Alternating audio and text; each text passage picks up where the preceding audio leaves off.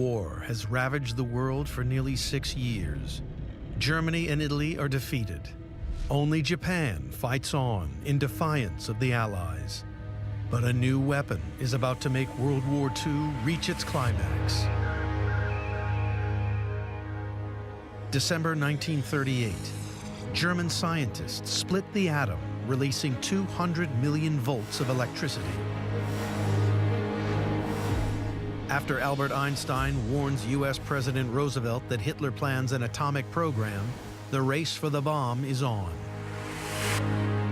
America, in collaboration with Britain and Canada, launches the Manhattan Project.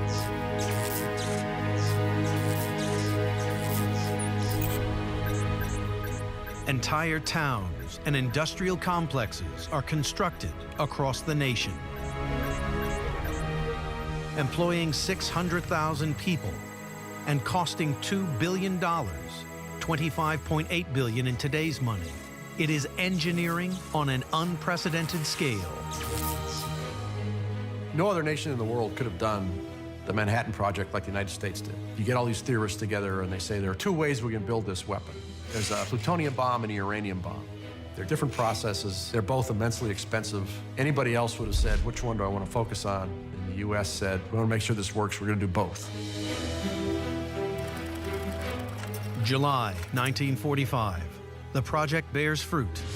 A uranium bomb, codenamed Little Boy, and a plutonium bomb, codenamed Fat Man. The atomic bomb is a technology that historically is on the scale of the introduction of gunpowder. They'd taken the kind of lethality that's been honed throughout World War II and multiplied it by a whole new order of magnitude. For the first time, with a single event, an entire city could be destroyed. This represented a new era in warfare. Returning from the Potsdam Conference, U.S. President Harry S. Truman must decide whether to unleash the atomic bomb on Japan.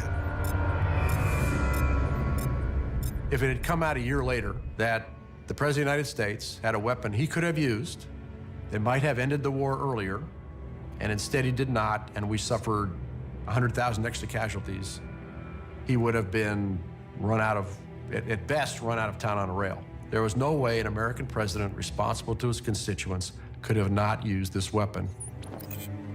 Truman, hostile to Stalin and his communist ethos, can see the significance of a nuclear strike for the post-war world. In 1945, America faced a real paradox. For a long time, of course, Roosevelt and Truman had been saying to Stalin, you know, please help us with the war against Japan, please invade Manchuria, please defeat the Japanese army. But when it was realized that the Soviet Union might defeat the Japanese and then move on and occupy part of the Japanese islands, that's not what the Americans wanted at all. They wanted the task of rebuilding Japan. And I think this was one of the most important factors in influencing the American decision to drop the atomic bomb. After a successful test in the New Mexico desert, Truman gives the order to drop the bomb as soon as possible. A number of cities were chosen as potential targets. They were left untouched by the incendiary bombing because if you bombed a city, you couldn't tell how much damage had been done by the atomic attacks.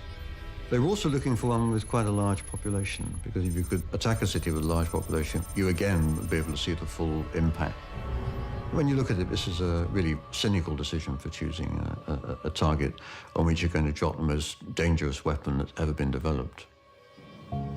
On August 6, 1945, the Enola Gay launches from the Mariana Islands. At 8:15 local time, Little Boy, loaded with 60 kilograms of uranium, is released over Hiroshima. 43 seconds later, the world changes forever. The blast creates a circle of devastation 1 mile wide, with fires over another 4.5-mile radius. 60,000 are killed instantly, with a further 100,000 dying from burns and radiation. 3 days later, Fat Man is exploded over Nagasaki, killing 80,000 civilians. After the first bomb in Japan, there was a certain amount of disbelief. After Nagasaki, though, it was kind of hard to deny that Americans had some care. And this is just the start of what could be a long pattern of destruction. September 2nd, 1945, Japan capitulates. World War II is over. The nuclear age has begun.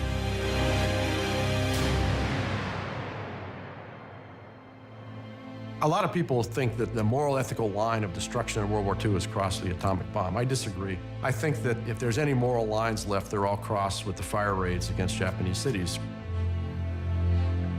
The whole question of the atomic bomb is, will we continue to do what our weapons make possible? And that is the ultimate dilemma we've hit with atomic and nuclear weapons.